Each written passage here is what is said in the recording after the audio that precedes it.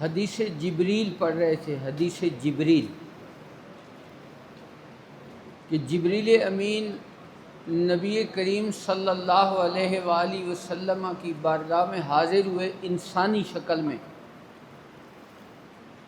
صحابہ کرام فرماتے ہیں کہ ہم اس شخص کو پہچانتے نہیں تھے اور اس پر سفر کے بھی کوئی آثار نظر نہیں آ رہے تھے۔ تو وہ حضور علیہ الصلاۃ والسلام کے قریب آئے تو گھٹنوں کے بل حضور کے سامنے بیٹھے۔ یہ بعض احادیث کے اندر لفظ مختلف ہیں، میں نے کہا تھوڑی وضاحت کے ساتھ آپ کو وہ حدیث سنا دوں۔ تو وہ دو زانو ہو کر حضور نبی کریم صلی اللہ علیہ وسلم کے پاس بیٹھے اور انہوں نے اپنے گھٹنوں پہ ہاتھ رکھا یا حضور کے گھٹنوں پہ ہاتھ رکھ دیا، یعنی یہ احترام کے طور پر بیٹھے۔ پھر انہوں نے حضور نبی کریم صلی اللہ علیہ وآلہ وسلم سے سوال کیا ایمان کے بارے میں۔ جب حضور نے ایمان کا جواب دیا تو وہ کہنے لگے صدقتا، خود ہی تصدیق کرنے لگے۔ صحابہ کہتے ہیں ہمیں تعجب ہوا، سوال کیا ہے اور پھر حضور کے جواب کی تصدیق بھی خود کر رہا ہے، اس کا مطلب ہے پہلے اس کو سوال کا جواب معلوم تھا۔ پھر اس نے اسلام کے بارے میں سوال کیا، حضور نے وہ جواب دیا تو پھر کہنے لگے صدقتا۔ تیسری مرتبہ احسان کے بارے میں سوال کیا تو اس کی بھی اس نے تصدیق کی۔ جب وہ یہ سوال کرنے کے بعد چلا گیا تو حضور نے ارشاد فرمایا کہ اس شخص کو واپس بلاؤ۔ صحابہ کرام نے دیکھا تو وہ نظر ہی نہیں آ رہا۔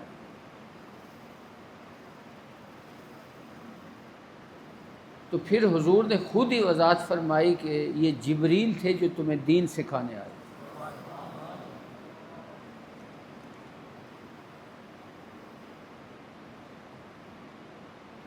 روحانی لوگ جو ہوتے ہیں نا، روحانی لوگ، ان کی یہی کیفیت ہوتی ہے، وہ بعض اوقات متشکل صورت میں سامنے آ جاتے ہیں، اپنا فیض بھی دے دیتے اور پھر غائب ہو جاتے۔ حضرت شاہ ولی اللہ رحمۃ اللہ تعالیٰ علیہ نے اپنے والد کے بارے میں لکھا ہے کہ وہ ایک مدرسے سے پڑھ کر آ رہے تھے، حضرت شاہ عبد الرحیم ان کے والد کا نام ہے۔ وہ مدرسے سے پڑھ کر آ رہے تھے، وہ کہتے ہیں میں ایک سعدی علیہ رحمت کی ربائی پڑھ رہا تھا جس کا چوتھا مصرع مجھے یاد نہیں آ رہا تھا، تو میں ایک کرب کی کیفیت میں تھا، بار بار پڑھتا تھا لیکن چوتھا مصرع ذہن میں نہیں آتا تھا۔ تو فرماتے ہیں اچانک ایک سفید لباس میں زلفوں والا شخص میرے سامنے آیا اور اس نے وہ جملہ پڑھ دیا۔ جب اس نے جملہ پڑھا تو میرے پاس پان کے پتے تھے، حضرت شاہ عبد الرحیم فرماتے ہیں میرے پاس پان کے پتے تھے، میں نے ان کو پیش کیے کہ یہ لے لو، تم نے میری مدد کی ہے، تو انہوں نے فرمایا نہیں مجھے جلدی ہے میں جا رہا ہوں۔ تو حضرت شاہ عبد الرحیم کہتے ہیں میں ابھی اس سے گفتگو ہی کر رہا، میں نے دیکھا گلی کے دوسرے کنارے پہ پہنچ گیا ہے، تو مجھے سمجھ آ گئی کہ یہ کوئی روحانی بندہ تھا، یہ کوئی عام بندہ نہیں تھا۔ تو میں نے پیچھے سے اس کو آواز دی کہ اپنا نام بتا دو تاکہ میں تمہیں ایصال ثواب کر دوں، تو انہوں نے فرمایا میں ہی شیخ سعدی ہوں۔ تو ایسا بھی ہوتا ہے، جبریل امین آئے، سرکار سے گفتگو بھی ہوئی، سرکار کو پتہ تھا جبریل امین ہے، اس کے باوجود بھی حضور صحابہ کو فرمایا ان کو بلاؤ، ان کو، تاکہ صحابہ کو پتہ چل جائے۔ تو احسان کے بارے کل یہ پڑھا تھا نا، ان تعبد اللہ کانک تراہ، احسان کیا ہے؟ اللہ کس طرح عبادت کرو گویا تم اللہ کو دیکھ رہے ہو۔ فَإِن لَمْ تَكُنْ تَرَاهُ فَإِنَّهُ يَرَاكَ، اگر یہ کیفیت نہ ہو تو پھر یہ ہونا چاہیے کہ اللہ مجھے دیکھ رہا۔ ایک ہوتی ہے عبادت اور ایک ہوتی ہے تعظیم۔ امام بیضاوی علیہ رحمت نے عبادت کی تعریف میں لکھا ہے اکثر تذلل والخضوع، یعنی انتہائی عاجزی کا اظہار کرنا کسی کے سامنے، یہ عبادت ہے۔ یہ کیا ہے؟ عبادت ہے۔ تو عبادت میں بھی تعظیم بھی ہوتی ہے، اور تعظیم کسی بندے کی جائے تو اس میں بھی بعضوں کا تذلل پایا جاتا ہے۔ تو بعض علماء نے اس کے بارے میں کہا ہے کہ جیسے سجدہ ہوتا ہے یہ اقصی غایت اور تذلل ہے۔ حضرت ضیاء الامت رحمۃ اللہ تعالی علیہ نے لکھا ہے نہیں، اگر آپ کسی شخص کو کسی ذات کو معبود سمجھ کر عبادت کا لائق سمجھ کر اگر اس کے سامنے وہ عمل کریں گے تو وہ تو عبادت ہوگا، وہ کیا ہوگا؟ لیکن اگر وہی عمل آپ کسی بندے کے سامنے، اپنے استاد کے سامنے، اپنے مرشد، اپنے والد کے سامنے کرتے ہیں تو وہ عبادت نہیں ہوگا، تعظیم ہوگا۔ سمجھے نا؟ وہ کیا ہوگا؟ تعظیم ہوگا۔ مثلا اکثر لوگ کہتے ہیں جی کہ تم بزرگوں کے سامنے ہاتھ باندھ کر کھڑے ہوتے ہو، اور نماز میں بھی بندہ ہاتھ باندھ کر کھڑا ہوتا ہے تو یہ تو عبادت کی مشابہت ہو گئی، اس لیے ایسا نہیں کھڑا ہونا چاہیے۔ لیکن ایسا نہیں ہے۔ اگر آپ معبود سمجھ کر ہاتھ باندھ کر کھڑے ہیں تو پھر تو عبادت ہوگی۔ اگر آپ اس کو اپنا مرشد، اپنا استاد، اپنا شیخ سمجھ کر کھڑے ہیں ہاتھ باندھ کر تو عبادت نہیں ہوگی، تعظیم ہوگی۔ فرق نیت کا ہے۔ فرق کس کا ہے؟ نیت کا ہے۔ مثلا اتحیات عبادت ہے نا، اتحیات کی صورت میں آپ بیٹھتے ہیں اللہ کی بارگاہ میں تو وہ کیا ہے؟ عبادت ہے۔ جبریل امین حضور کے سامنے اسی کیفیت میں بیٹھے، کیا یہ عبادت ہے؟ جبریل اسی کیفیت میں نے ابھی حدیث سنائی ہے آپ کو، جبریل حضور کے سامنے اتحیات کی شکل میں بیٹھے، حضور نے بھی منع نہیں فرمایا کہ یہ عبادت ہے، اس طرح نہ بیٹھو۔ تو اسی طرح جس طرح ہاتھ باندھ کر کھڑے ہونا عبادت ہے اللہ کی بارگاہ میں، اللہ کو معبود سمجھ کر اس کے سامنے کھڑا ہونا، وہ کیا کہلائے گا؟ ہاتھ باندھ کر کھڑے ہونا عبادت کہلاتا ہے۔ اسی طرح ہاتھ کھول کر کھڑے ہونا اللہ کی بارگاہ میں وہ بھی عبادت ہوتا ہے۔ مثلا سمع اللہ لمن حمدہ ربنا ولک الحمد پڑھتے ہیں تو ہاتھ کھلے ہوتے ہیں نا، مال کی ساری نماز میں ہاتھ کھلے چھوڑے ہوئے ہوتے ہیں، عبادت کر رہے ہوتے ہیں۔ اسی طرح اگر آپ کسی شیخ کے سامنے ہاتھ کھول کر کھڑے ہیں تو وہ عبادت نہیں ہوگی، وہ کیا ہوگی؟ تعظیم ہوگی۔ اگر آپ سامنے والی شخصیت کو آپ کے ذہن میں ہے کہ یہ معبود ہے، عبادت کا مستحق ہے، تو پھر تو یہ شرک ہو جائے گا۔ لیکن اگر آپ احترام کے طور پر اس کے سامنے ہاتھ باندھ کر کھڑے ہیں یا ہاتھ کھول کر کھڑے ہیں یا اتحیات کی شکل میں بیٹھے ہیں تو وہ کیا کہلائے گا؟ تعظیم کہلائے گا۔ وہ کیا ہوگا؟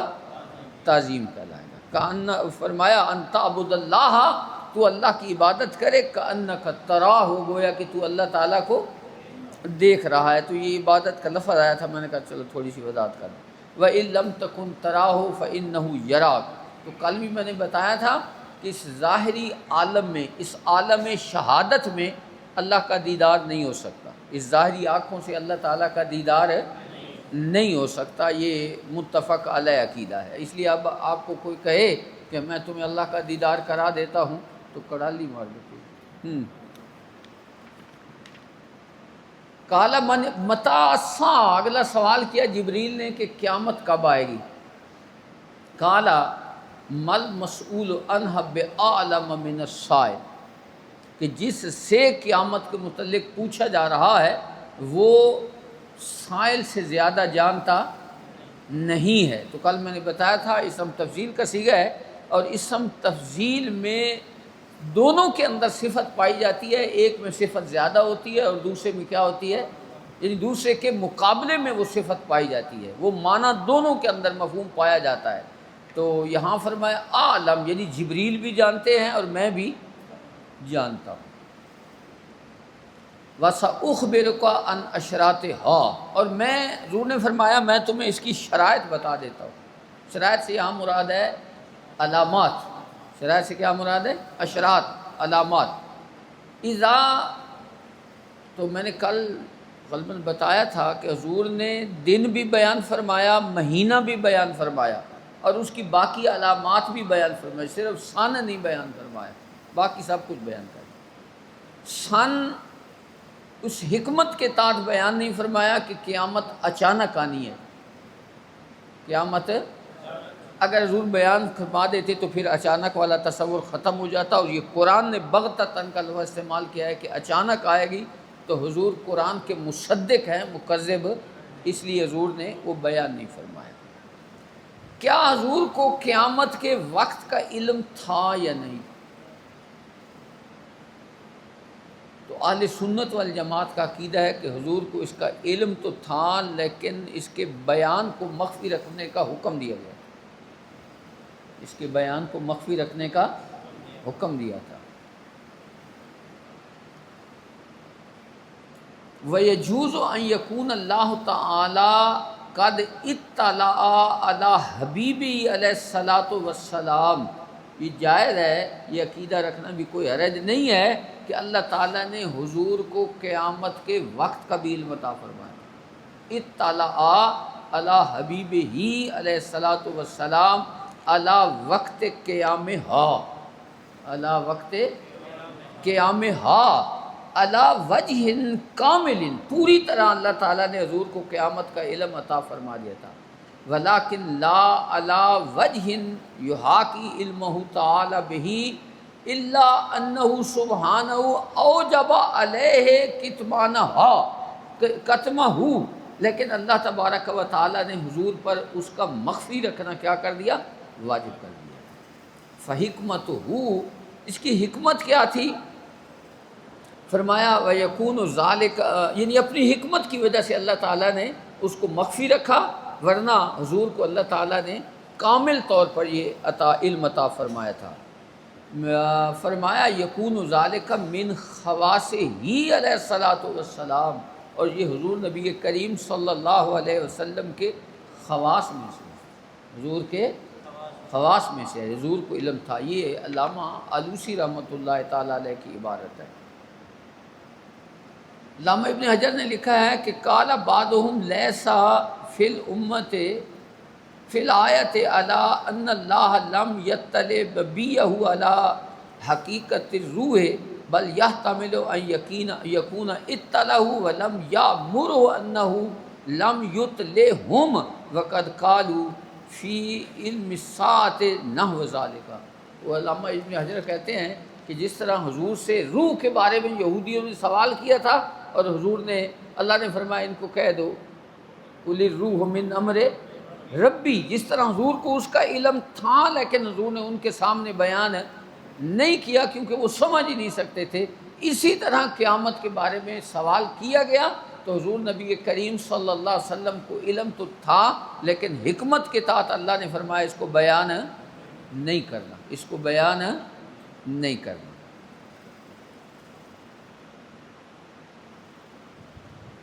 علامہ عینی نے لکھا ہے کہ ادعا علم شیء منہا غیر مستند الی رسول اللہ صلی اللہ علیہ وسلم کان کاذبا فی دعواہ، جو آدمی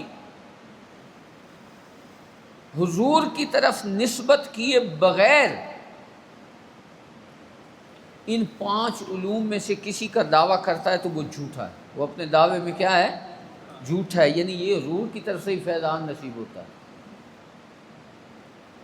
اور فرمایا لا تعلم بدون تعلیم اللہ تعالی، یہ عبدالحق محدث دہلوی کی عبارت ہے کہ ان چیزوں کا علم اللہ عطا فرماتا ہے، اللہ تعالیٰ عطا فرماتا ہے۔ اسی یاد رکھیں، ہمارے سنت والجماعت کا یہ عقیدہ ہے کہ علم غیب خواہ چھوٹا ہو یا بڑا ہو، یہ سب اللہ کی عطا ہے، اللہ تعالیٰ کی حضور کو اللہ نے ہی مطلع فرمایا اور اس اطلاع سے حضور جانتے ہیں، ذاتی طور پر حضور جانتے نہیں ہیں۔ اس لیے قرآن کریم میں بعض قرآنی آیات کے اندر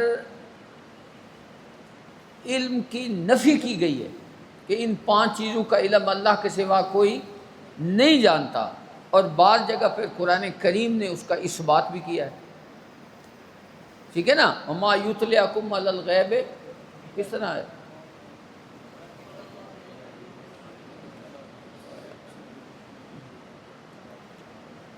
فلا یظہر علی غیبہ احدا الا من ارتضی من رسول، کہ اللہ تعالیٰ اپنے غیب پر مطلع نہیں فرماتا مگر جس کو چاہتا ہے غیب عطا فرماتا ہے۔ اسی طرح فرمایا وما هو علی الغیب بدنین، اللہ غیب کا حضور غیب کا علم بتانے میں بخیل نہیں ہے۔ وعلمک ما لم تکن تعلم، بہت سی آیات بینات ہیں جن کے اندر حضور کا علم جو ہے وہ ظاہر ہو رہا ہے کہ اللہ تعالیٰ نے حضور کو یہ علم عطا فرمایا۔ تو اب جن آیتوں کے اندر واضح ہے کہ اللہ تعالیٰ کے علاوہ کوئی غیب نہیں جانتا، تو ہمارے علماء کہتے ہیں اس سے علم ذاتی مراد ہے، اس سے علم واجب مراد ہے، اس سے علم لا محدود مراد ہے، غیر متناہی علم مراد ہے، اس کی نفی کی گئی ہے۔ اور حضور نبی کریم صلی اللہ علیہ وسلم کو جو اللہ تعالیٰ نے علم عطا فرمایا اس کو بیان کیا گیا ہے، تو وہ حادث ہے۔ حضور کا علم کیا ہے؟ متناہی ہے۔ حضور کا علم حادث ہے۔ حادث کا مطلب ہوتا ہے جو پہلے نہ ہو بعد میں ہو، اس کو کیا کہتے ہیں؟ حادث کہتے ہیں۔ قدیم وہ ہوتا ہے جو ہمیشہ سے ہو اور ہمیشہ رہے۔ تو اللہ تعالیٰ کا علم ہمیشہ سے ہے، ہمیشہ رہے گا۔ اور حضور نبی کریم صلی اللہ علیہ وسلم کو پہلے علم نہیں تھا، اللہ نے وہ علم عطا فرمایا۔ اسی طرح اللہ کا علم واجب ہے، حضور نبی کریم صلی اللہ علیہ وسلم کا علم مستقل نہیں ہے، اللہ نے بعد میں عطا فرمایا۔ تو یہ سارے فرق ملحوظ خاطر رکھیں گے تو یہ علم غیب کا مسئلہ حل ہو جائے گا۔ جہاں نفی ہے اس سے مراد کیا ہے؟ علم ذاتی کی، علم واجب کی، علم مستقل بذات، جو کسی ذات کے ساتھ مستقل ہوتا ہے اس کی نفی ہے، اور اللہ تعالیٰ کے ساتھ ثابت ہے یہ چیزیں، لیکن بندے کے ساتھ یہ نہیں ہے، بلکہ بندے کا علم کیا ہوتا ہے؟ حادث ہوتا ہے، بندے کا علم متناہی ہوتا ہے، سمجھے نا؟ تو یہ سارے فرق آپ نے ملحوظ خاطر رکھنے ہیں۔ اللہ تبارک و تعالیٰ کے علم کو کیا عطائی کہا جا سکتا ہے؟ جو آدمی عطائی کہے گا وہ کافر ہو جائے گا۔ جو اللہ تعالیٰ کے علم کو عطائی یا حادث کہے گا وہ کافر ہو جائے گا، جبکہ حضور کے علم کو عطائی اور حادث کرنے سے آدمی کافر نہیں ہوتا۔ تو یہ فرق ہے، اسی فرق کی بنیاد پر ہم کہتے ہیں۔ باقی لوگوں کا اعتراض ہوتا ہے، تم کہتے ہو اللہ تبارک و تعالیٰ بھی ما کان ما یکون کا علم رکھتا ہے اور حضور بھی ما کان ما یکون کا علم رکھتے ہیں، تو یہ برابری ہو گئی، آپ نے اللہ اس کے رسول کے علم کو برابر کر دیا۔ ایسا نہیں ہے، اللہ تعالیٰ کا علم کسی احاطے میں آ ہی نہیں سکتا۔ لا یحیطون بشیء من علمہ، قرآن کا ارشاد ہے اللہ کے علم کا احاطہ نہیں کیا جا سکتا۔ جبکہ ما کان اس کا مراد ہوتا ہے ماضی کا علم، ما یکون سے مراد ہوتا ہے مستقبل کا علم۔ یہ زمانہ ہے، یہ کیا ہے؟ زمانہ حادث ہے۔ زمانہ کیا ہے؟ حادث ہے، محدود ہے، زمانہ محدود ہے۔ تو آپ اگر یہ کہتے ہیں کہ اللہ کا علم بھی اتنا ہی ہے، ما کان ما یکون، تو آپ تو اللہ کے علم میں اندر کمی کر رہے ہیں، یہ تو اللہ کے علم کی آپ گستاخی کر رہے ہیں، اس لیے کیونکہ یہ زمانے کا علم کیا ہے؟ حادث ہے۔ دوسرا، ہم اس کو اس لیے بھی تسلیم کرتے ہیں کہ اللہ کے نبی کی بہت سی احادیث کے اندر ہے حضور کو اللہ تعالیٰ نے ما کان ما یکون کا علم عطا فرمایا۔ اگر آپ کو توفیق ہو تو یہ جو قرآن کریم کی آیت ہے وما هو علی الغیب بدنین، اس کے تحت حضرت ضیاء الامت رحمۃ اللہ تعالیٰ علیہ نے شبیر احمد عثمانی کا ایک حوالہ نقل کیا ہے، اس نے یہ دیوبندی ہے، اس نے خود لکھا ہے کہ حضور کو ماضی کا بھی علم تھا، حال کا بھی علم تھا، مستقبل کا بھی علم تھا۔ اور ہم اللہ تعالیٰ کے علم اور حضور کے علم کی برابری کسی صورت میں بھی نہیں کرتے، بلکہ ہمارے علماء نے لکھا ہے کہ جس طرح ایک قطرے کو، توجہ سے سننا، پھر آپ لوگ کہتے رہتے ہیں جی ہمیں استاد عقائد نہیں پڑھاتے، ایک قطرے کو جس طرح 7 سمندروں سے نسبت ہے، ایک قطرے کو حضور کے علم کو اللہ کے علم سے اتنی بھی نسبت نہیں۔ یہ ہمارے علماء نے لکھا ہے، الکلمۃ العلیٰ، شیخ نعیم الدین مراد آبادی کی کتاب ہے، اس کے اندر یہ لکھا ہوا کہ اللہ تعالیٰ کے علم کو کے ساتھ حضور کے علم کو اتنی بھی نسبت نہیں جتنی ایک قطرے کو 7 سمندروں سے نسبت ہے۔ کیوں؟ اس کی وجہ ہے کہ قطرہ بھی محدود ہے اور 7 سمندر بھی محدود ہے۔ محدود کی محدود کے ساتھ کوئی نسبت تو ہو سکتی ہے نا، خربواں حصہ تو کہہ سکتے ہیں کہ یہ قطرہ ان 7 سمندروں کا ایک خربہ کا ایک حصہ ہے، کوئی نسبت تو ہو سکتی ہے کیونکہ وہ بھی محدود ہے، قطرہ بھی۔ لیکن اللہ کے نبی کے جو علم ہے وہ محدود ہے اور اللہ کا علم لا محدود ہے، تو اس لیے محدود کی لا محدود کے ساتھ تو کوئی نسبت ہی نہیں ہوتی۔ اس لیے ہمارے علماء کہتے ہیں کہ حضور کے علم کو اللہ کے علم کے ساتھ کوئی نسبت نہیں ہے۔ اللہ تعالیٰ کا علم قدیم ہے، اللہ کا علم واجب ہے، اللہ تبارک و تعالیٰ کا علم لا متناہی ہے۔ اتنے فرق ہم بیان کرتے ہیں۔ حضور کا علم حادث ہے، پہلے نہیں تھا، بعد میں اللہ نے عطا فرمایا۔ لیکن ہم یہ بھی نہیں کہتے کہ حضور کو جو اللہ نے علم عطا فرمایا وہ اتنا ہی نہیں تھا کہ دیوار کے پیچھے کا علم نہیں تھا، ایسا نہیں ہے۔ اللہ کریم نے حضور علیہ الصلاۃ والسلام کو مخلوق کے مقابلے میں علم کلی عطا فرمایا، مخلوق کے مقابلے میں علم کلی عطا فرمایا۔ بخاری شریف کی حدیث ہے، آگے کتاب العلم کے اندر آئے گی۔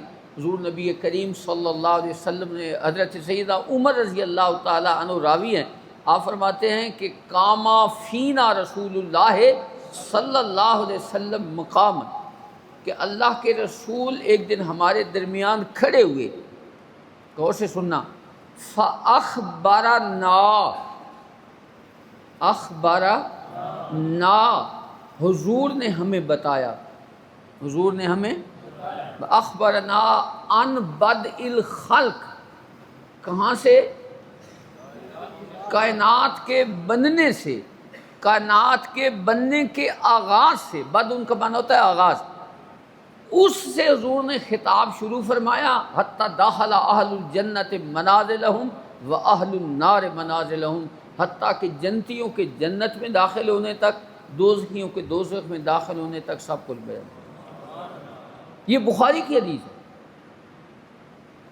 اس وجہ سے ہم کہتے ہیں کہ حضور کو اللہ تعالیٰ نے ما کان ما یکون کا سب علم عطا فرمایا۔ اور ایک حدیث کے اندر تو صراحتاً یہ الفاظ ہیں کہ حضور علیہ الصلوۃ والسلام نے ارشاد فرمایا، ان اللہ زوالی الارض، اللہ کریم نے میرے لیے زمین کو سکیڑ دیا، یا فرمایا رفعت لی الارض، یا میرے لیے زمین کو میرے سامنے کر دیا گیا۔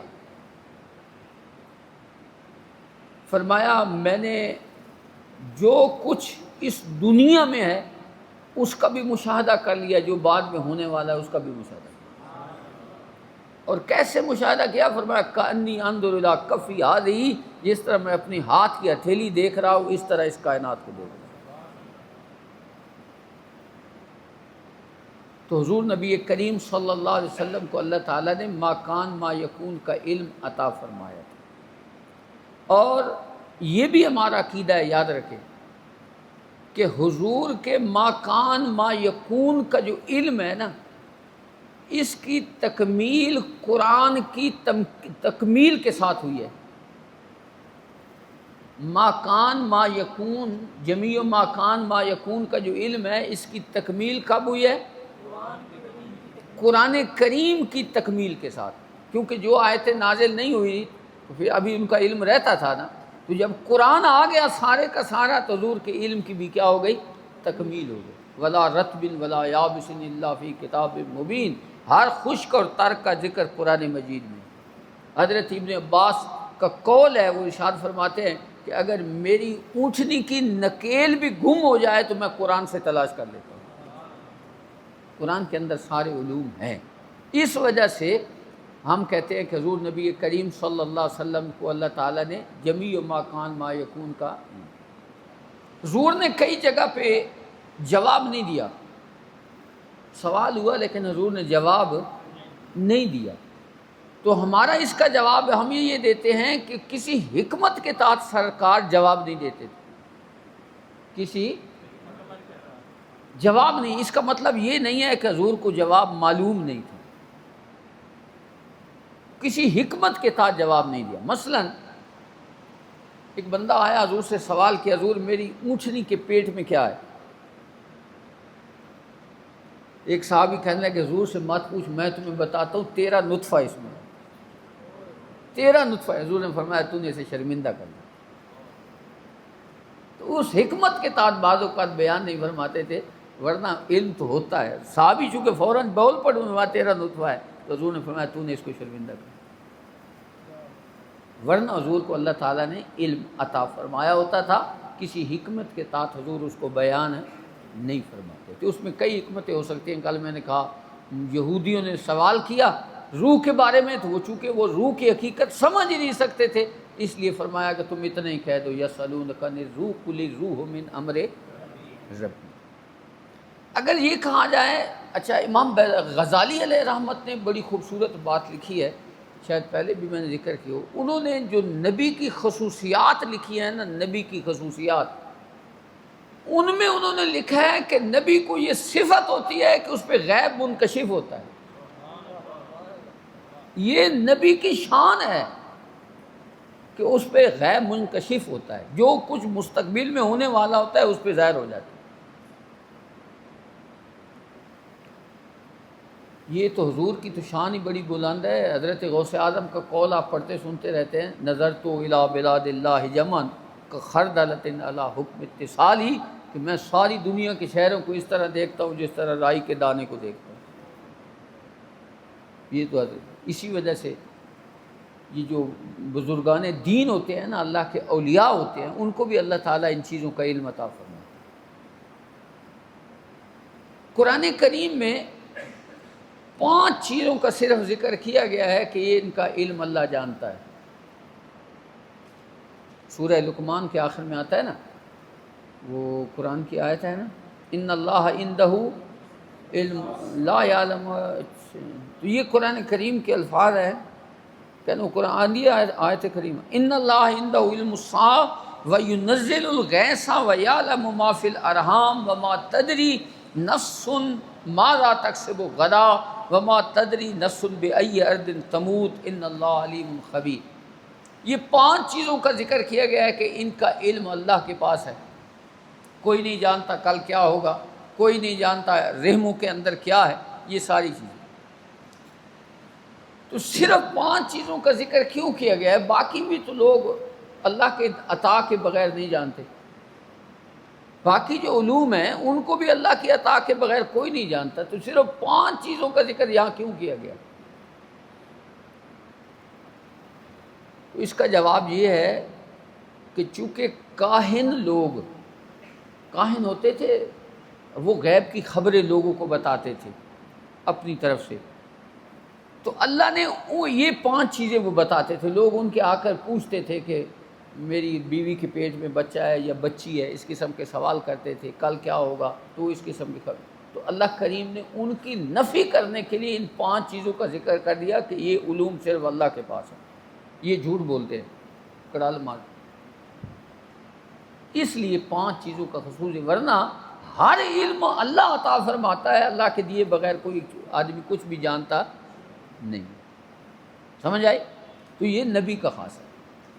اگر یہ عقیدہ رکھا جائے کہ اللہ کے سوا کوئی نہیں جانتا،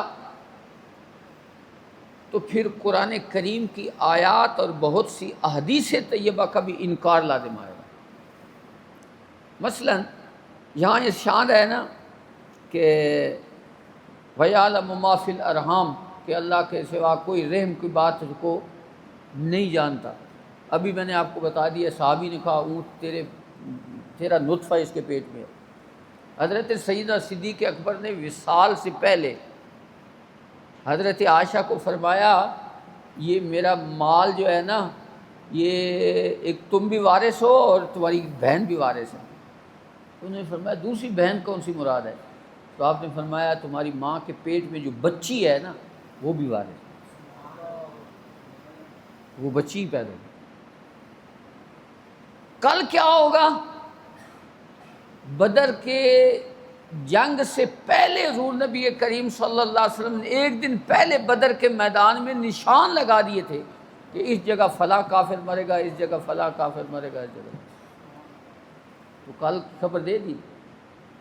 اسی طرح بخاری کی حدیث ہے، حضور نے فرمایا کل میں جھنڈا اس کو دوں گا جس کے ہاتھ پہ اللہ فتح عطا فرمائے گا۔ غدن کا لفظ ہے، کل میں جھنڈا اس کو دوں گا جس کے ہاتھ پہ اللہ فتح عطا فرمائے گا۔ اور اس کی دوسری فضیلت یہ بیان فرمائی کہ وہ اللہ سے بھی محبت کرتا ہے شخص اور اللہ کے رسول سے بھی محبت کرتا ہے۔ اور بخاری کے اندر یہ بھی ہے، یا حضور نے فرمایا میں اس کو جھنڈا دوں گا جس سے اللہ بھی محبت کرتا ہے اور اللہ کا رسول بھی محبت کرتا ہے۔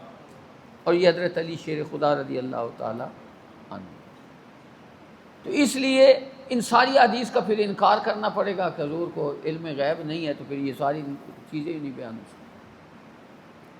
حضور نبی کریم صلی اللہ علیہ وآلہ وسلم نے ایک ترمذی کی حدیث ہے، اور امام ترمذی فرماتے ہیں میں نے امام بخاری سے اس حدیث کے بارے میں پوچھا کہ یہ حدیث کیسی ہے، تو انہوں نے فرمایا حسن صحیح، حسن صحیح۔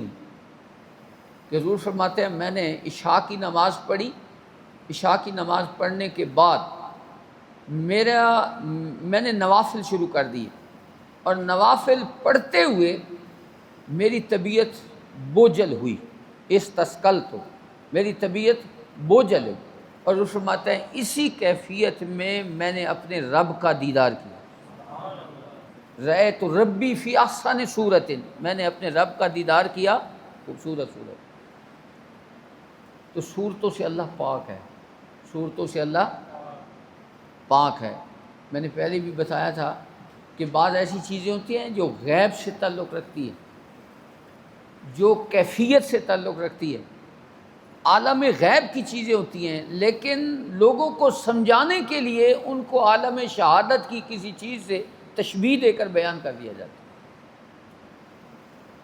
اس کو عالم شہادت سے۔ مثلا ایمان کیفیت کا نام ہے نا، حالانکہ کل آپ نے حدیث پڑھی تھی کہ جس کے دل میں گندم کے دانے کے برابر ایمان ہوگا، وہ کیفیت کو دانے سے تو تعبیر نہیں کیا جا سکتا، لیکن یہ سمجھانے کے لیے ہے کہ تھوڑا سا ایمان ہوگا۔ اسی طرح فرمایا ایمان ذرے کے برابر ہوگا، تو یہ سمجھانے کے لیے کیفیت کو جو مقدار کے ساتھ جو ہے وہ بیان کر دیا جاتا ہے۔ تو اسی طرح بعض ایسی چیزیں ہوتی ہیں جن کا سمجھنا عقل سے ورا ہوتا ہے، تو ان کو عالم شہادت کی چیزوں کے ساتھ تشبیہ دے کر بیان کر دیا جاتا ہے۔ مثلا اللہ صورت سے پاک ہے، لیسا کمثلہ شیء، اس کی مثل کوئی چیز نہیں ہے، تو کس کے ساتھ تشبیہ دے سکتے ہیں؟ لیکن حضور فرماتے ہیں رأیت ربی فی احسن صورت، میں نے خوبصورت صورت میں دیکھا۔ اللہ کریم نے مجھ سے سوال کیا کہ اے حبیب مالا اعلیٰ کے فرشتے کس بات میں جھگڑ رہے ہیں؟ تو میں نے اللہ کی طرف علم کی نسبت کر دی، میں نے کہا اللہ بہتر جانا۔ یہی ادب ہوتا ہے، اس کا مطلب یہ نہیں ہے کہ حضور کو خبر ہی نہیں تھی۔ وہاں بھی اس پہ یہی اعتراض کر دیتے حضور کو کوئی خبر نہیں تھی، ایسا کیوں کہہ رہی؟ یہ ادب ہے، جب کوئی بڑا عالم موجود ہو نا تو آپ سے کوئی مسئلہ پوچھے تو آپ کے لیے ادب کا تقاضا یہ ہے کہ آپ کہیں کہ فلاں بڑے سے پوچھیں۔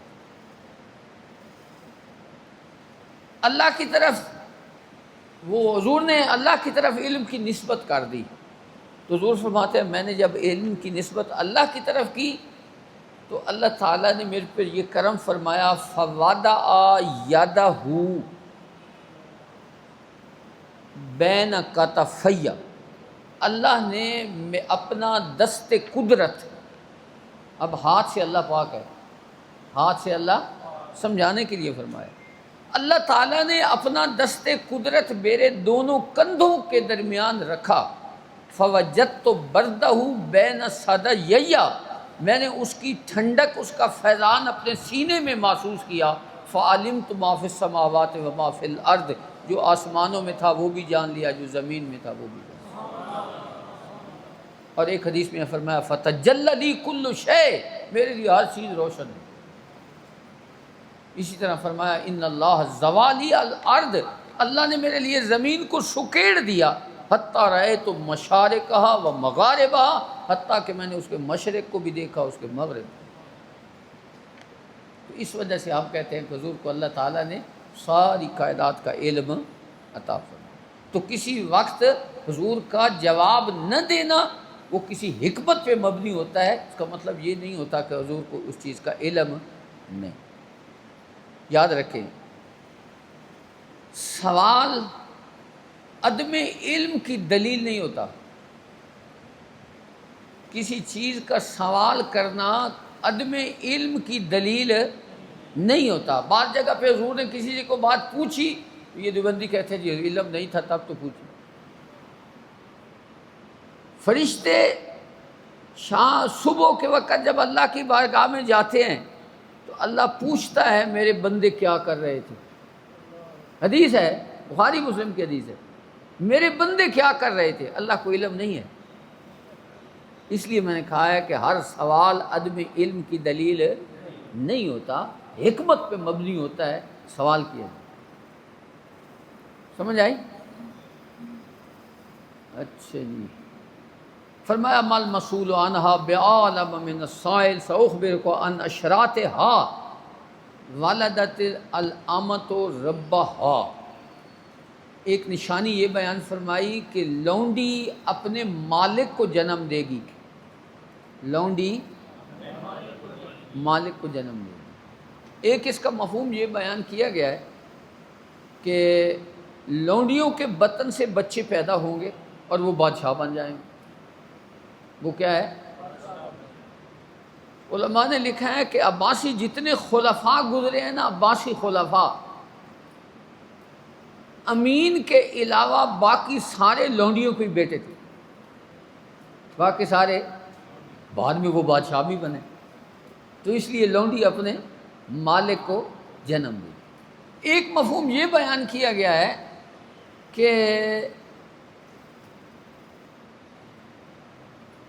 لوگ نافرمان ہو جائیں، اپنی ماؤں کے ساتھ ایسا سلوک کریں گے جیسا لونڈیوں سے سلوک، جیسا لونڈیوں سے، یہ قیامت کی نشانی ہونے سے۔ اب دیکھیں لوگ اپنے والدین کی کتنی نافرمانی کرتے ہیں۔ اگلی علامت بیان فرمائی، فرمایا وَإِذَا تَطَاوَلَ رُعَاةُ الْإِبِلِ الْبُہْمِ، رعات رائی کی جمع ہے، چرواہے، ایبل اونٹ، بہم من کالے، کالے اونٹوں والے چرواہے جو ہیں وہ بڑی بڑی بلڈنگوں پہ فخر کریں گے، بڑی بڑی بلڈنگیں بنائیں گے۔ آپ دیکھیں سعودی عرب میں سب سے زیادہ بڑی بلڈنگیں ہیں، ایٹم بم نہیں بنایا، بلڈنگیں بناتے رہے، اسی لیے اب امریکہ سے مدد مانگتے ہیں، اللہ سے بھی نہیں مانگتے، کبھی پاکستان سے مانگتے ہیں، سمجھے نا؟ حالانکہ قرآن کا حکم تھا اعدوا لہم ما استطعتم، کافروں کے مقابلے میں اپنی تیاری رکھو، کافروں کے مقابلے میں اپنی، یہ بلڈنگیں بناتے رہے، یہ حالانکہ ان کے پاس اونٹ ہی تھے نا، تو اب یہ بڑی بڑی بلڈنگیں بناتے ہیں۔ اب یہ ایک ایسا ٹاور بنا رہے ہیں جدہ کے اندر جو ساری دنیا کے ٹاوروں سے بلند ہو، اس میں کیا کمال ہے وہ؟ تم ایٹم بم بناؤ تاکہ امریکہ بھی خوف زدہ ہو۔ دیکھیں ایرانی اتنی تو انہوں نے اپنی طاقت اکٹھی کر رکھی تھی کہ امریکہ جیسی سپر طاقت کو اس نے دانت دکھا دی، بلکہ اس کو مجبور کر دیا کہ وہ صلح کرے۔ یہ اب امریکہ نے جان چھڑائی ہے، آپ سنتے پڑھتے رہتے، جان چھڑائی ہے کہ کہیں میری جان چھوٹ جائے، اس طاقت ہے اس کی بنیاد پر۔ تو اس لیے مسلمانوں کو اپنے آپ کو تیار رکھنا چاہیے۔ فرمایا وَإِذَا تَطَاوَلَ الرُّعَاةُ الْإِبِلِ الْبُهْمِ فِي الْبُنْيَانِ، بنیان میں نا عمارتیں، بہم میں نا کالے، فی خمس لا یعلمہن الا اللہ، 5 چیزیں ایسی ہیں جن کو اللہ کے سوا کوئی نہیں جانتا. تو یاد رکھیں باقی چیزیں بھی اللہ کے سوا کوئی نہیں جانتا، لیکن جس کو اللہ جو چاہتا ہے جتنا چاہتا ہے علم عطا فرماتا ہے. ثم تلا النبی صلی اللہ علیہ وسلم، پھر حضور نے یہ آیت تلاوت فرمائی ان اللہ عندہ علم الساعہ، یہ آخر تک. یعنی امام ملا جیون رحمۃ اللہ تعالی علیہ کی تفسیر ہے، یہ آپ پڑھتے ہیں سبق میں بھی ہوتے ہیں، ادیب عربی میں، کیا نام ہے اس کا، تفسیرات احمدیہ. انہوں نے اس قرآن کی تفسیر میں لکھا ہے کہ یہاں جو آخر میں آتا ہے نا انہ علیم، ان اللہ علیم خبیر، تو انہوں نے فرمایا خبیر فعیل کا صیغہ ہے، یہ کبھی اسم فاعل کے معنی میں ہوتا ہے، اسم مفعول کے معنی میں ہوتا ہے کبھی. تو وہ فرماتے ہیں یہاں خبیر بمعنی مخبر ہے، مطلب یہ ہے کہ ان ساری باتوں کو اللہ جانتا ہے لیکن جسے چاہتا ہے خبر بھی دیتا ہے. معنی مسئلہ ہی حل کر دیا. خبیر بمعنی مخبر ہے کہ اللہ خبر دینے والا بھی ہے، اس کے پاس ہے ساری چیزوں کا علم. اور ان 5 چیزوں کو خاص فرمایا کیونکہ کاہن اکثر لوگوں کو انہی 5 چیزوں سے دھوکہ دیتے تھے، تو اللہ نے ان کی نفی کرتے ہوئے فرمایا کہ ان چیزوں کا علم اللہ کے پاس ہے. وقالا، حضور نے فرمایا اچھا جی ان اللہ عنده علم الساعہ ثم ادبر، پھر وہ شخص جو سوال کر رہا تھا واپس چلا گیا. فقال ردوہ، حضور نے فرمایا اس کو واپس بلاؤ. فلم یروا شیئا، کچھ نظر نہیں آیا. فقال ھذا جبریل جاء یعلم الناس دینکم، وہ تمہیں اپنا دین سکھانے آئے. تو دین کے اندر عقائد بھی ہوتے ہیں، دین کے اندر اعمال بھی ہوتے ہیں، اور دین کے اندر باقی سنن نوافل بھی ہوتے ہیں. یہ اللسان کے لفظ میں یہ ساری چیزیں آ جائیں. قال ابو عبداللہ، امام بخاری جب ابو عبداللہ لکھیں گے نا تو اس سے مراد ان کی اپنی ذات ہوتی ہے. یہ امام بخاری کی کنیت ہے، یہ اکثر لکھتے ہیں قال ابو عبداللہ. جعل ذلک کلہ من الایمان، اللہ تعالیٰ نے ان ساری چیزوں کو کیا بتایا ہے؟ ایمان بتایا ہے. حدثنا ابراہیم ابن حمزہ قال حدثنا ابراہیم ابن سعد عن صالح عن ابن شہاب عن عبید اللہ ابن عبداللہ ان عبداللہ ابن عباس اخبرہ قال اخبرنی ابو سفیان ان ہرقل قال لہ، یہ ابھی حدیث پڑھی ہے آپ نے کتاب الوحی کے اندر. سال تو کا حال یزیدون ام ینقصون، میں نے تجھ سے پوچھا کہ حضور کے غلام زیادہ ہو رہے ہیں یا کم ہو رہے ہیں. وزعمت انہم یزیدون، تو نے کہا کہ وہ زیادہ ہو رہے ہیں. وَكَذَلِكَ الْإِيمَانُ، ہاں ایمان اسی طرح ہوتا ہے. اذا یتم، جب یہ مکمل ہو جاتا ہے تو پھر باہر نہیں نکلتا. وسالتو کا ال یرتد احد سختۃ لدینہ، میں نے اگلا سوال کیا تھا کہ کیا حضور کا کوئی غلام دین قبول کرنے کے بعد ناراض ہو کر مرتد ہوتا ہے بعد ان يدخل فیہ، اسلام میں داخل ہونے کے بعد. وزعمت اللہ وکذلک الایمان حین تخالط بشاشۃ القلوب، جب نور ایمان، بشاشت کا معنی کیا ہے؟ جب نور ایمان دلوں میں پوری طرح داخل ہو جاتا ہے، لا یسخط احد، تو پھر کوئی بندہ اس سے پھر ناراض نہیں ہوتا. کوئی بندہ دین سے پھر ناراض ہے. اگر پوری طرح دین ایمان بندے کو نصیب ہو جائے نا، کامل ایمان، پھر کوئی طاقت بندے کے ایمان کو دور نہیں کر سکتی. اتنی اس کے اندر حلاوت اور مٹھاس ہوتی ہے کہ ساری چیزیں اس پہ، جسم بھی قربان کیا جا سکتا ہے، مال بھی قربان کیا جا سکتا ہے. صحابہ کرام نے کتنی تکلیفیں برداشت کی لیکن ایمان کو نہیں چھوڑا، اسلام کو.